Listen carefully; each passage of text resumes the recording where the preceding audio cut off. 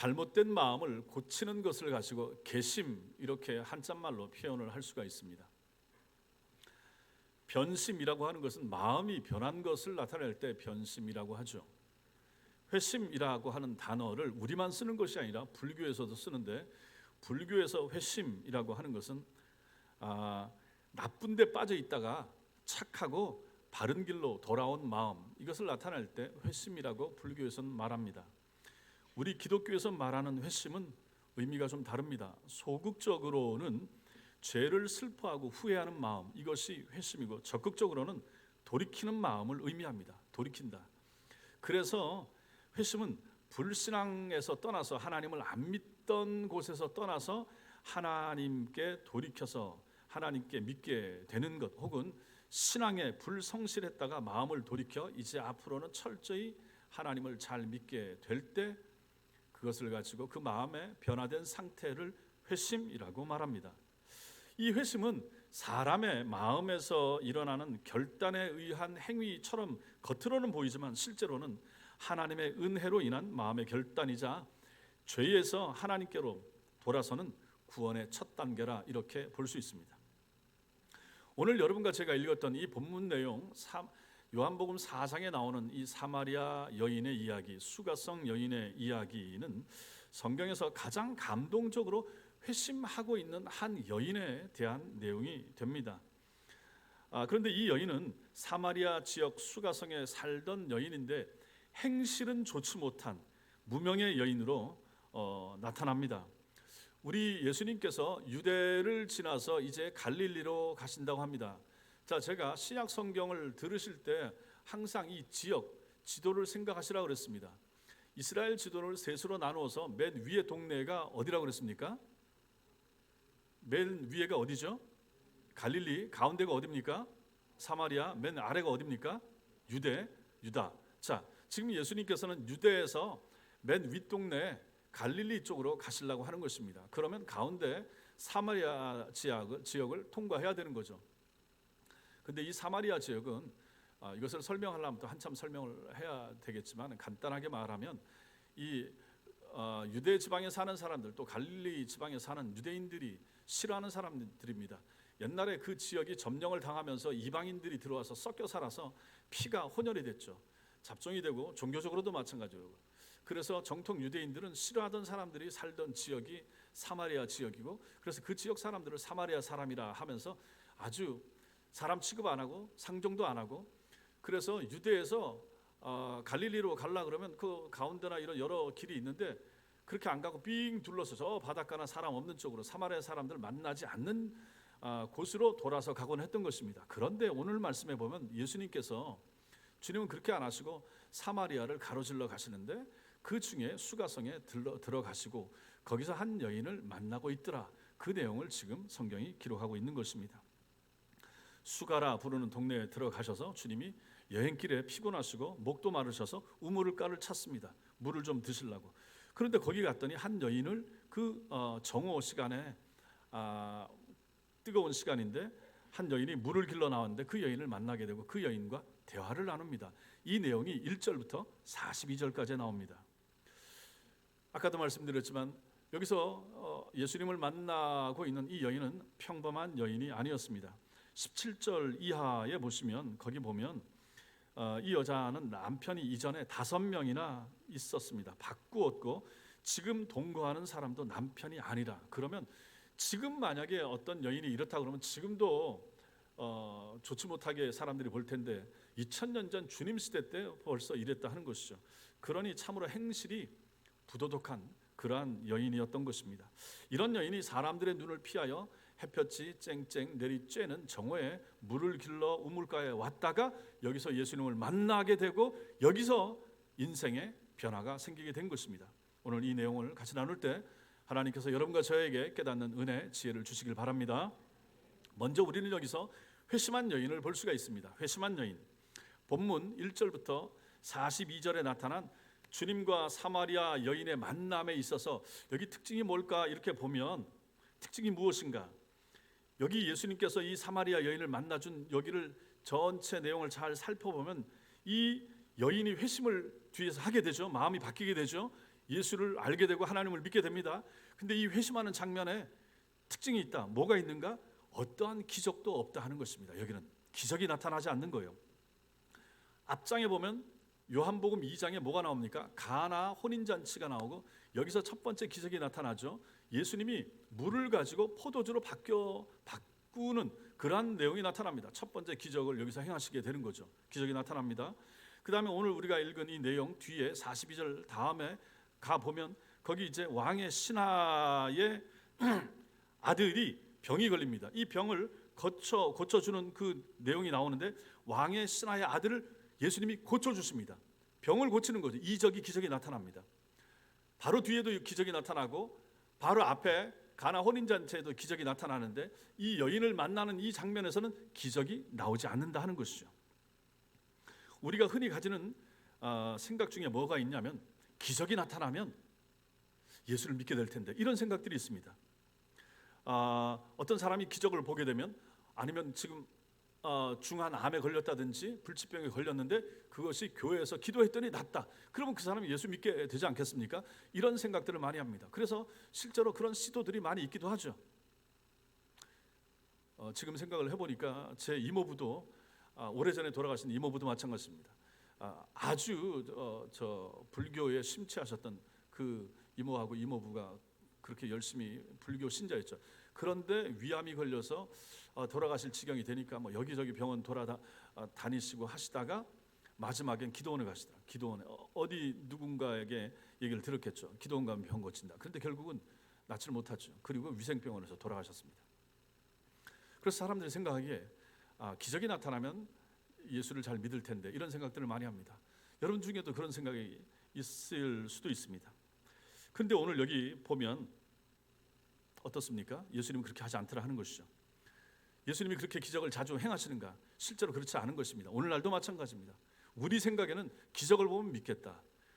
이 땅에 평범한 그러한 일상적인 현상이 아닌 특이한 현상이 나타나면 교회에서 교인들 때문에 또 기도했을 때 나타나면 믿겠다 이런 생각. 그러면 참 전도가 잘 될 텐데 이런 생각들은 흔히 가지게 되는 생각이지만 실제로는 그렇지가 않다 하는 것입니다. 안 그런 거예요. 왜 그렇습니까? 성경을 통해서도 볼 수가 있습니다. 하나님이 우리 속에 불신앙을 아시기 때문에 하나님께서 그렇게 역사를 안 하십니다. 요한복음 6장에 보면 우리가 잘 아는 오병이어 기적, 떡 5개 물고기 2마리 가지고 5,000명 남자만 5,000명 여자 아이들 포함하면 한 2만 명 되는 사람들을 먹인 사건이 나옵니다. 그렇다고 해서 그 사람들이 다 예수님 잘 믿고 참 신자가 됐습니까? 안 그런 거예요. 그 중에 또 많은 사람들이 나중에 예수님 잡힐 때 돌 던지고 같이 욕했던 사람들이 바로 그들입니다. 예수님이 만들어준 떡과 고기를 먹고서도 그렇게 그 이적을 직접 체험했음에도 불구하고 그 사람들이 참 신자가 되지는 않더라 하는 것입니다. 구약 이스라엘 백성들 광야에서 살아가던 백성들 우리 잘 알지 않습니까?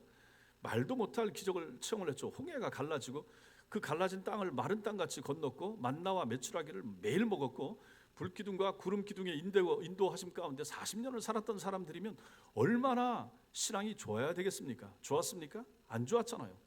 오히려 그들은 불신앙과 불순종 때문에 가나안 땅에 들어가지도 못하지 않았습니까? 2사람 빼고. 자, 이러한 우리의 속성을 아시는 하나님께서 우리가 원하는 방식대로 원하는 때에 항상 기적을 흔히 나타내시는가? 그렇지 않더라 하는 것입니다. 오늘 여기 사마리아 여인을 만난 예수님도 마찬가지입니다. 당신이 메시아이신 것을 하나님의 아들인 것을 나타내는 이러한 과정 중에 아무런 기적도 행하지 않으셨습니다. 단지 주님이 하신 게 뭡니까? 대화를 했어요. 대화를. 만약에 좀 특이하고 놀라운 장면이 있다 그러면 그 29절에서처럼 주님께서 이 여인의 부도덕한 행실을 알고 계셨다. 너 앞에 남자 5명 있었지? 지금 살고 있는 남자도 네 남편 아니지? 그걸 알아 맞춘 거죠. 근데 뭐 이거는 크게 놀랄 것도 아니죠. 왜냐하면 지금도 무당한테 찾아가 보면 무당이 이것저것 맞춰서 용하게 맞추는 거 나오고 TV에도 뭐 나오고 하잖아요. 그러니 뭐 이 정도 가지고는 큰 기적이라 말하기 어려울 것입니다. 중요한 것은 그 29절 뒤에 말씀이 나오는데 뭐가 나옵니까? 내가 행한 모든 것을 이 29절에는 이 여자가 깜짝 놀라서 예수님을 만난 다음에 마을로 들어가서 마을 사람들에게 예수님을 소개하고 전하는 내용인데 뭐라고 말합니까? 29절에 내가 행한 모든 일을 내게 말한 사람을 와서 보라. 내가 행한 모든 일, 즉 내가 남자가 5명, 지금 6명인데 이걸 저 사람이 날 처음 보는데 어떻게 알았지? 근데 이 동네 사람들이 알겠죠. 그러나 예수님은 처음 만나는 분이 어떻게 알겠습니까? 그런데 그걸 알아맞추더라. 내게 말한 사람을 여러분도 한번 와서 보세요 라고 하면서 이 여인이 예수님을 뭐라고 소개합니까? 이는 그리스도가 아니냐 이렇게 말을 하더라는 것입니다. 요한복음이 제자들을 제외한 최초의 회심한 장면, 이 여인의 회심한 장면을 기록하면서 보여주고자 하는 것은 이 회심이 전적으로 말씀에 의한 회심이라 하는 것을 보여주고 있는 것입니다. 기적이 나타나지 않는 예수님이 말을 통해서만 한 여인을 회심시키는 내용이라 하는 것을 보여주는 거죠. 39절을 보십시오. 39절 보면 동네 사람들이 예수님을 믿게 된 것은 39절에 보면 그가 내게 말하였다 증언했다. 그 여자의 말 때문에 동네 사람들이 예수를 믿게 됐죠.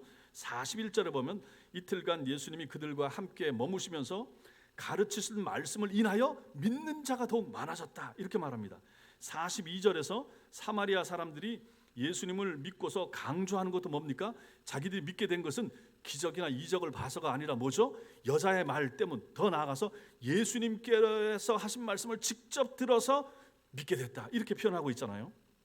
이처럼 오늘 이 사건을 다루는 이 긴 본문에서 우리가 보기에 기적이라 부를 수 있는 요소는 아무것도 없습니다. 주님께서 물을 좀 달라 하셨죠. 생수에 대해서 교훈하셨죠.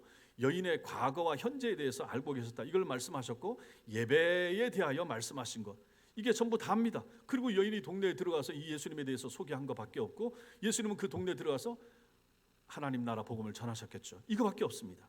놀라운 능력이나 이적이 없이 오직 말씀만으로 한 방탕한 여인이 회심하고 있고 말씀만으로 그 수가성 사람들이 회심하고 변화되고 있다 하는 것을 오늘 말씀이 우리에게 전해주는 것입니다. 여기서 우리가 보게 되는 것이 무엇입니까? 말씀의 능력인 거죠. 하나님 말씀의 능력. 히브리서 4장 12절이 보여지고 있는 하나님의 말씀의 능력 같이 읽겠습니다. 시작. 하나님의 말씀은 살아있고 활력이 있어 좌우에 날선 어떤 검보다도 예리하여 혼과 영과 및 관절과 골수를 찔러 쪼개기까지 하며 또 마음의 생각과 뜻을 판단하려니. 보십시오. 이게 하나님의 말씀이 하는 일이 이렇다는 것입니다. 여러분에게 적용을 해보십시오. 여러분이 어떻게 예수를 믿게 됐습니까? 무슨 기적을 봤습니까? 무슨 능력을 얼마나 체험했기에 예수를 믿게 됐습니까? 여러분이 언제 회심하고 언제 세례를 받고 신자가 됐습니까? 무엇으로 말미암아 그렇게 됐습니까? 물론 여러분들 중에는 어떤 기적이나 이적을 체험하고 신자가 됐을 수도 있습니다. 완전히 그것을 부인하는 것은 아닙니다. 그럼에도 불구하고 가장 중요한 요소는 무엇입니까? 하나님의 말씀입니다. 여기 앉아 계신 여러분들 중에도 마찬가지입니다. 이 중에 지금 회심한 참 신자도 있을 수 있지만 여전히 회심하지 못한 분도 여기 계실 수 있습니다. 그런 분들이 회심할 때, 회심이 있을 때, 회심하게 될 때 가장 중요한 요소가 뭐겠습니까? 설교입니다. 하나님의 말씀입니다. 여러분들이 집에 가서 성경을 읽을 수도 있지만 믿음이 없는 분이 집에 가서 얼마나 성경을 열심히 읽겠습니까? 신앙이 없고 교회 처음 나온 분들은 교회만 오는 거죠. 교회 와서 예배 참여하는 거죠. 예배 중에 전해주는 목사의 설교를 듣는 거죠. 그 목사의 설교에 담겨있는 참된 하나님의 말씀의 능력이 역사할 때 그때 그 사람이 신자가 되는 것입니다. 그러니 말씀의 능력은 얼마나 대단한가. 의사가 메스를 가지고 수술 칼을 가지고 환부를 도려내고 거기서 종양이나 필요 없는 것을 떼어낼 때 그 사람이 살아나는 것처럼 이 말씀의 능력이 바로 영적인 메스가 되어서 한 사람을 예배 자리에 앉아있는 사람, 말씀을 듣는 사람의 영혼을 칼로 째고 수술하고 죄인인 것을 드러내고 옛날에 잘못된 부분을 잘라낼 때 그 사람이 신자가 되는 것입니다. 그러니 말씀의 능력이 얼마나 탁월한가, 얼마나 대단한가 하는 것을 오늘 이 여인이 말씀을 통해서 회심하는 장면에서 우리가 보게 되는 것입니다. 수가성 여인이 주님과 대화를 나누면서 경험했던 것이 바로 이것, 하나님의 말씀의 능력입니다. 하나님의 말씀의 능력을 체험하는 것이 그 어떤 놀라운 기적을 맛보는 것보다 훨씬 더 귀중하다 하는 사실을 믿으시기 바랍니다. 두 번째로 우리가 오늘 말씀에서 볼 수 있는 것은 회심의 증거입니다. 사람이 회심했으면 증거가 나타나야 됩니다. 어떤 분들은 오늘 그럼 이 여인이 거듭나고 회심했다고 하면 증거가 뭐예요? 이 여인에게서 특별히 달라진 게 뭐예요? 하고 묻는 분이 있을 수 있습니다. 우리는 이 여인에게서 거듭난 사람에게서 나타나는 증거 세 가지를 볼 수 있습니다. 무엇인가? 먼저는 거듭나고 회심한 사람은 사람들 앞에서 고백을 하게 됩니다. 공적인 고백을 하게 되는 거죠. 고백. 여러분, 이거 고백이라는 거 이거 중요하지 않습니까? 세상에서도 고백. 요즘 뭐 프로포즈 이렇게 말하는데, 아니면 뭐 그 전에도 우리 사귀자. 고백하면 그날부터 1일. 요즘은 그러더라고. 고백하면 고백 받으면 1일. 물론 거절하면 1일이 아니겠죠. 오케이, 좋다. 만나보자. 그러면 이제 1일이 되는 거죠. 그 기준점이 뭡니까? 고백인 거죠. 아니면 나랑 결혼해 줄래? 이것도 마찬가지인 것이죠. 그때부터 이제 고백 받으면 그때부터 새로운 단계로 접어들게 되는 거죠. 이만큼 고백이 중요합니다. 신앙에서도 마찬가지입니다. 고백이 중요합니다. 로마서 10장 10절 말씀 시작. 사람이 마음으로 믿어 의에 이르고 입으로 시인하여 구원에 이른다. 보십시오. 사람이 마음으로 믿습니다. 마음으로 믿는 건 속에 있습니다. 겉으로 표현 안 하면 모릅니다. 믿는지 안 믿는지 모릅니다. 그런데 입으로 시인하게 되면, 고백하게 되면 구원에 이른다. 그러니까 이게 얼마나 중요합니까? 고백이 중요한 것입니다. 여러분들이 신자인 것을 결국은 몸으로 드러내고 입술로 고백하는 것이 그토록 중요하다 하는 것이죠. 마음에만 있어서는 안 되는 것이죠. 마음으로는 믿는데 입으로 시인은 못하겠다. 그러면 그건 뭡니까? 안 믿는 거예요. 아직 안 믿어지는 거예요. 수가성 여인은 자기 마을 사람들에게 가서 공개적으로 그리스도를 소개하고 있습니다. 이게 고백인 거예요. 소개하고 있죠. 물론 이 고백이 불완전합니다. 여자가 마을 사람들에게 한 말이 아까 우리가 보았죠. 29절에 나오는 거죠. 내가 행한 모든 일을 내게 말한 사람을 와서 보라. 이는 그리스도가 아니냐. 이 정도 말하는 거죠. 근데 여기 이는 그리스도가 아니냐. 이게 뭐냐면 그리스도를 만났습니다. 이렇게 확신 있게 말하는 게 아니에요. 그리스도일 수도 있어요. 메시아일 수도 있어요. 메시아일지도 몰라요. 이렇게 이제 불확실한 가운데서 소개하고 있는 것입니다. 중요한 게 뭡니까? 어쨌든 이 여자는 바뀐 거예요. 예수님을 만나고 대화를 나누고 나서 마음의 충격을 받은 거예요. 아직은 잘 모르지만 야, 이분은 다른 남자들하고 달라. 유대인인데 사마리아 여인이 나한테 말을 걸었어. 말을 걸어서 대화를 나누는데 대화의 내용이 달라요. 예배에 대해서 말해주는 것이 달라요. 자기 과거 처음 보는 남자가 어떻게 자기 과거를 다 아냔 말이에요. 깜짝 놀란 거죠. 그러면서 자기가 이 사람을 만났다라고 자기 동네 수가성 사람들한테 찾아가서 이 예수를 소개해주고 있는 거죠. 와서 보세요. 당신들도 만나세요. 이게 뭐냐? 고백이라 하는 것입니다. 삶이 바뀐 거예요. 이게 첫 번째 이 여인의 회심한 증거 첫 번째. 두 번째는 뭡니까? 그녀의 회심의 증거는 28절에도 나타나는데 뭐냐면 28절에 뭐가 나타납니까? 28절 같이 읽겠습니다. 시작. 여자가 아니 그 우물가에 왜 왔습니까? 물 들어왔단 말이에요. 목마르니까 집에 물이 필요하니까. 그것도 사람들이 잘 없는 정오 시간에 와서 물만 얼른 떠서 가려고 했는데 지금 물동이를 버려두고 간 거예요. 이게 뭐냐면 더 중요한 걸 발견했기 때문에 이런 행동이 나타나게 되는 거죠. 물이 지금 중요한 게 아니에요. 물보다 더 중요한 뭔가가 나타났다. 그래서 그거 가지고 이 표현을 이렇게 하고 있는 것입니다. 생수에 대한 말을 들었죠. 그리고 생수의 근원이신 그리스도를 발견하는 이 여자에게 있어서 이제 물동이는 예전처럼 그렇게 중요한 것이 아니게 됐다 하는 것입니다. 일단 사람의 영혼에 그리스도에 대한 확실한 자각이 생기게 되고 믿음이 생기게 되면 예수님을 자기 인생의 개인적인 구세주로 메시아로 주님으로 영접하게 되면 이전에 집중하던 세상적인 일, 육신적인 일이 덜 중요하게 된다 하는 것을 이 여인이 몸으로 보여주는 것입니다. 물은 중요해요. 너무너무 중요해요. 그 더운 지방에서 집에 물을 떠가야죠. 그런데 그걸 두고 돌아갈 만큼 이거보다 더 중요한 것을 자기는 발견한 거예요. 이게 바로 이 여인이 회심한 두 번째 증거가 되는 것입니다. 여러분과 저도 마찬가지죠. 우리가 신자가 되고 예수를 믿게 되면 야, 내가 제대로 예수를 만나게 되면 내가 왜 여태 예수를 몰랐지? 내가 왜 신앙생활을 안 했을까? 이런 반응이 나오게 되는 거죠. 물론 제대로 만났을 때 그런 반응이 나오는 거예요. 예수가 어떤 분인지 이제 알게 되면 복음을 접하게 되면 이런 변화가 나타나는 거죠. 보세요. 우리가 복음을 접하게 되면 복음이 뭡니까? 복음은 우리에게 뭘 알려줍니까? 내가 죄인이라고 알려줘요. 나는 죄가 없어요. 도덕적으로도 세상적으로도 윤리적으로도 다른 사람들에게 해를 안 끼치고 살아요. 예, 괜찮아요.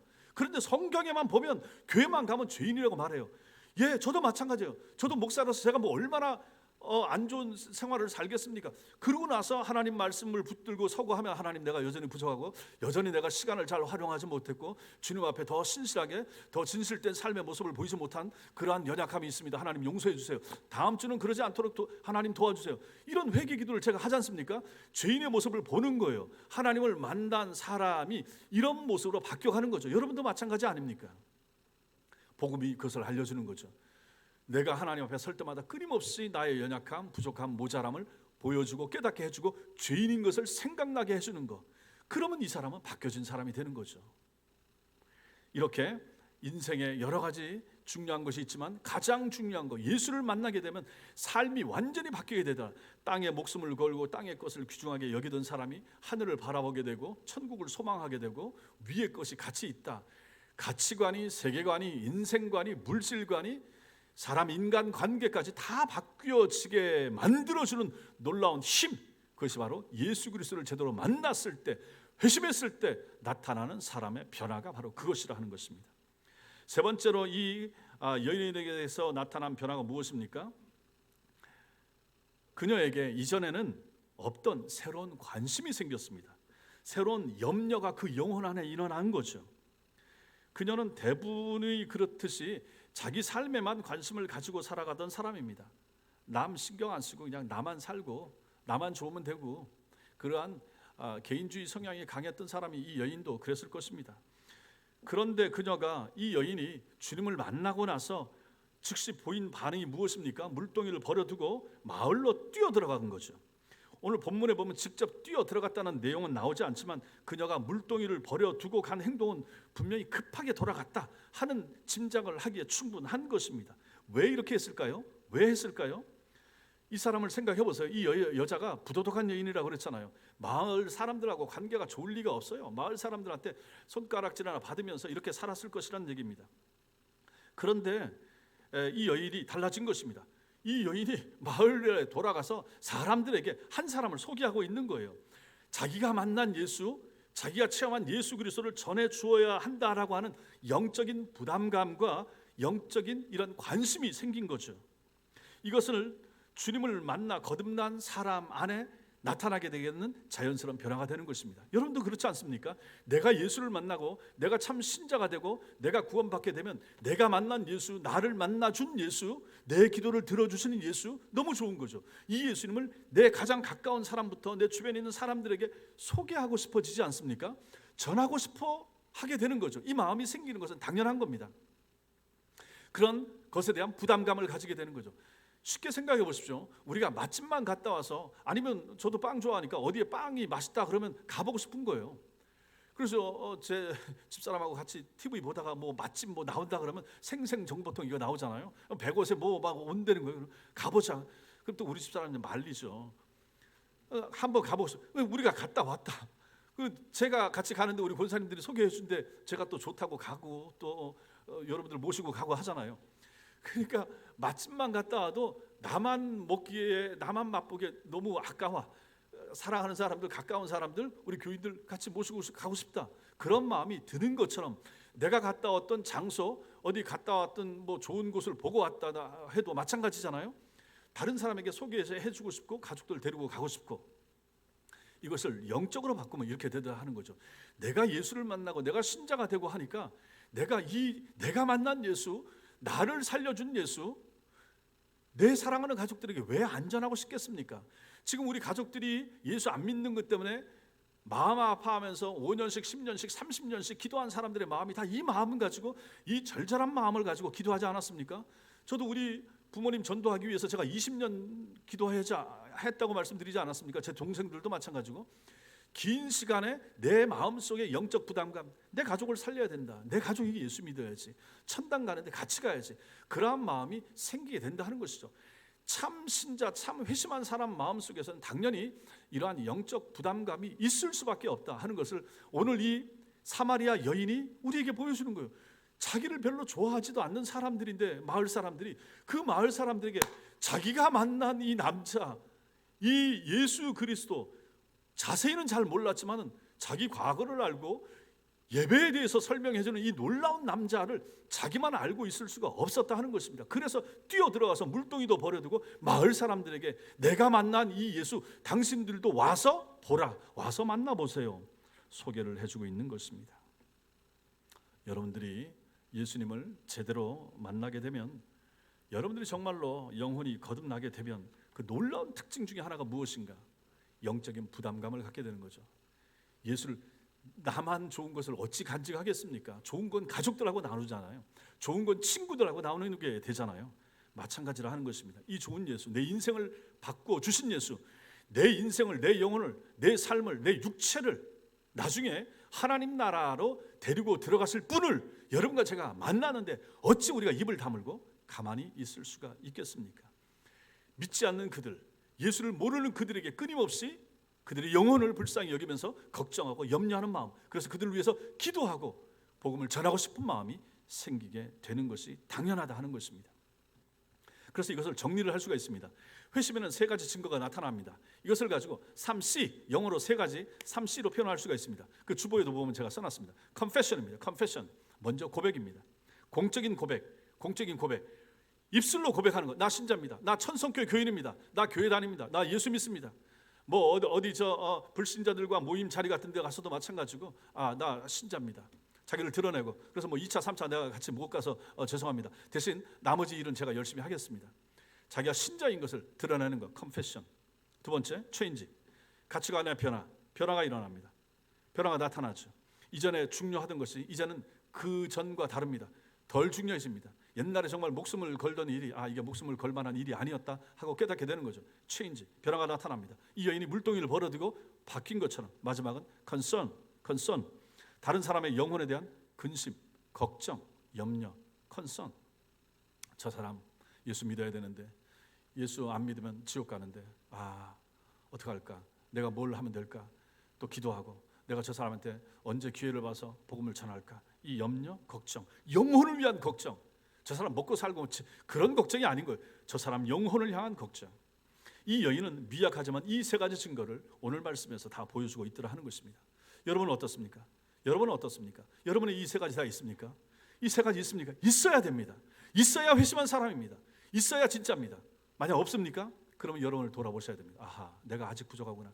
내가 아직 제대로 예수를 만나지 못했구나. 내가 아직 회심한 것이 아니구나. 아니면 회심했어도 아직 여기에 대한 이 인식이 부족하구나 하는 생각을 하셔야 됩니다. 세 번째로, 우리는 오늘 말씀에서 회심의 중심이 누군가를 보게 됩니다. 회심의 중심은 항상 그리스도입니다. 내가 마음이 바뀐데 사람이 있지 않습니다. 예수가 있습니다. 우리가 이 여인의 회심과 함께 볼 것이 바로 그것입니다. 언제나 참된 회심의 중심에는 그리스도가 계십니다. 여인과 이 예수님의 대화 마지막 부분인 이 25절과 이 26절 여기를 보십시오. 25절과 26절 보시고 그 19절을 먼저 보십시오. 19절에 보면 처음에 여인은 주님께서 자신의 이 과거와 현재의 삶을 말씀을 하셨을 때 18절에서 남편 5이 있다. 지금 있는 자도 내 남편이 아니다. 이렇게 말하니까 19절에서 여자가 이르되 주여 내가 보니 선지자로소이다. 이렇게 생각하는 거죠. 요즘 우리 같으면 잘 맞추니까 용한, 무당, 우리 생각으로 하면, 근데 이제 옛날에 선지자들이 그런 거 맞췄으니까, 구약에도 마찬가지고 그런 일을 앞날을 내다보고 했었으니까 이분이 선지자인가 보다 하고 예수님에 대하여 처음 생각한 것입니다. 그런데 점차 대화가 예배에 대한 부분으로 넘어가죠. 20절에 우리 조상들은 이 산에서 예배하였는데 당신들의 말은, 유대인들의 말은 예배할 곳이 예루살렘에 있다. 뭐 이렇게 말합니다.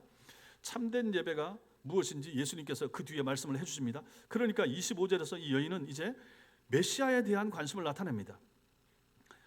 25절에서 여자가 이르되, 지금 예수님께서 22절, 23절, 24절 예배할 장소에 대해서 얘기하니까 25절에서 여자가 이르되 메시아 곧 그리스도라 하는 이가 오실 줄을 내가 아노니, 자기도 들은 거예요.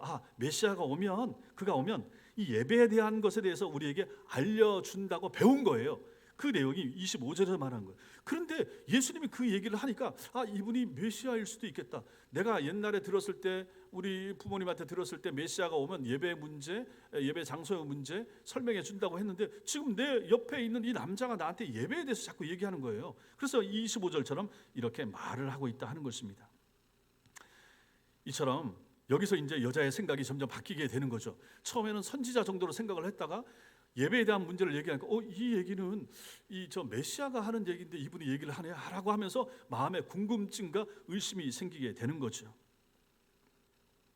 그런데 이 여인의 메시아에 대한 언급에 답변하시는 예수님의 말씀이 이제 26절에서 나옵니다. 25절에서 여자가 메시아가 오면 예배에 대해서 자세하게 얘기해 준다고 했어요 라고 하니까 예수님께서 26절에 말씀을 뭐라고 말씀하십니까? 너에게 말하는 내가 그라, 내가 그라, 내게 말하는 내가 그라, 이렇게 말씀하십니다. 이 말은 저기 앞에 보십시오.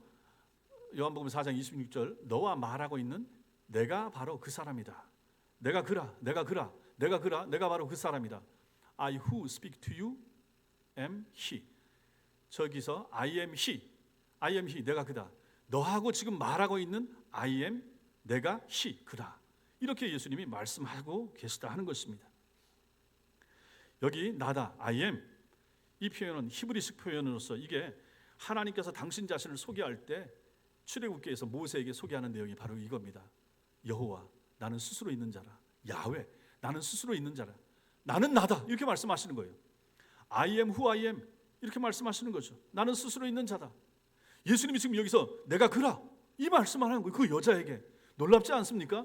그 미천한, 그 별 보잘것없는 행실도 바르지 못한 그 여자에게 예수님이 친히 나타나서 관심을 보여주시고 사랑을 보여주시고 예배에 대해서 가르쳐주시고, 그러고 나서 이런 얘기는 메시아가 오면 얘기해 준다고 했는데 했더니 내가 바로 그야, 내가 바로 그 사람이야, 이렇게 직접 자기 자신을 소개하시더라 하는 것입니다.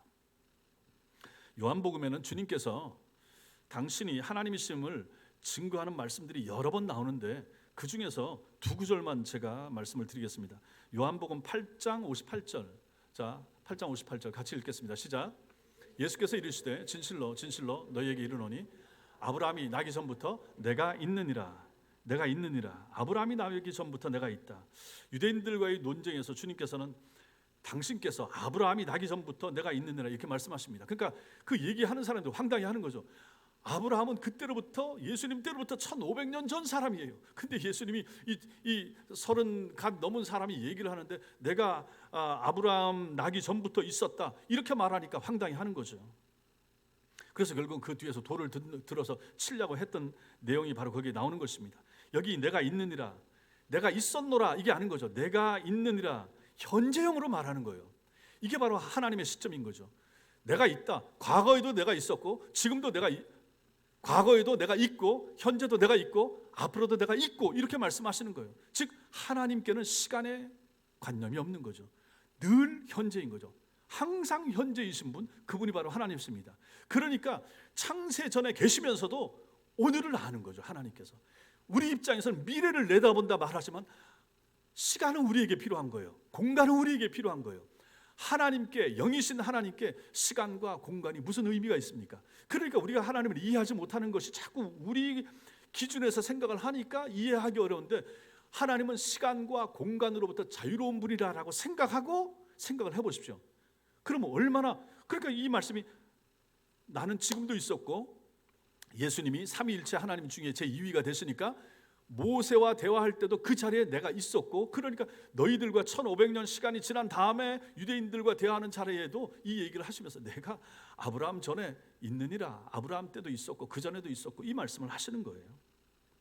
그래서 현재형으로 말씀하고 계시다 하는 것입니다.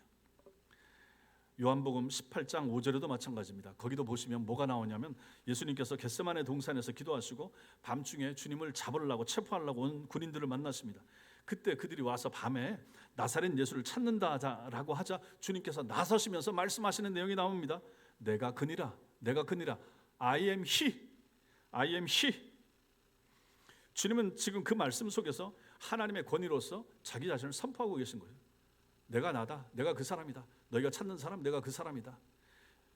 메시아에 대해서 말해준다고 네가 얘기했지? 내가 바로 그 사람이야. 내가 저거 바로 지금 그 작업하고 있지 않니?